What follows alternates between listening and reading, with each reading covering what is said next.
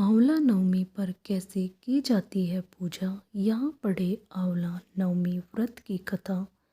कार्तिक मास में कई बड़े व्रत और त्योहार आते हैं। इनमें से एक है देव उठनी एकादशी से एक दिन पहले आने वाला आंवला नवमी का व्रत।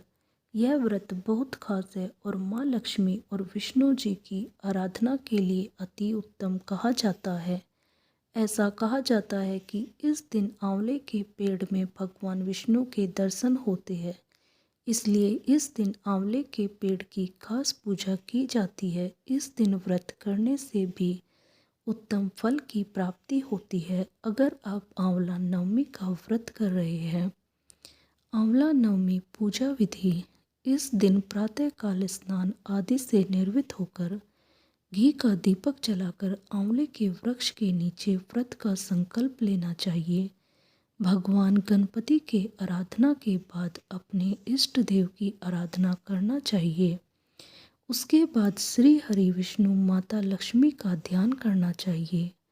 उसके बाद आंवले की जड़ को शुद्ध जल से स्नान करने के बाद दूध अर्पित करना चाहिए। इसके बाद अक्षत पुष्प चंदन से पूजा अर्चना कर और पेड़ के चारों ओर कच्चा धागा बांधकर कपूर बाती या शुद्ध घी की बाती से आरती करते हुए 7 बार परिक्रमा करनी चाहिए तथा इसकी कथा सुनना चाहिए।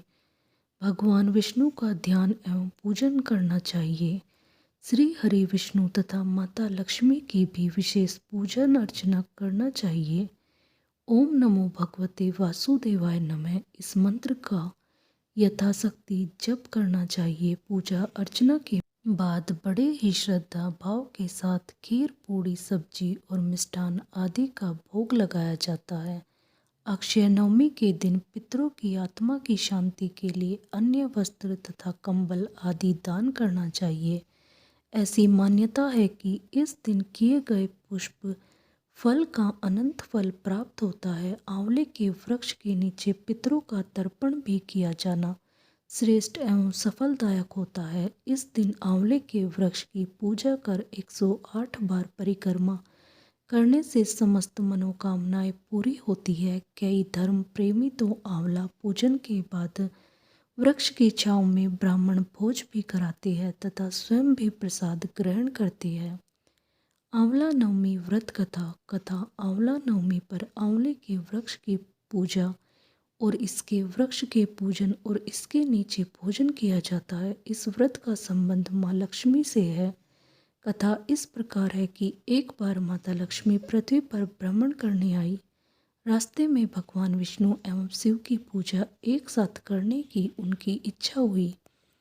ऐसे में माँ लक्ष्मी ने सोचा कि किस तरह विष्णु और शिव की पूजा कैसे की जा सकती है। तभी उन्हें ख्याल आया कि तुलसी और बेल के एक गुण एक साथ आंवले में पाया जाता है। तुलसी श्री हरि विष्णु को अत्यंत प्रिय है और बेल भगवान भोलेनाथ को, अतः आंवले के वृक्ष को विष्णु और शिव का प्रतीक चिन्ह मानकर माँ लक्ष्मी ने आंवले के वृक्ष की पूजा संपन्न की।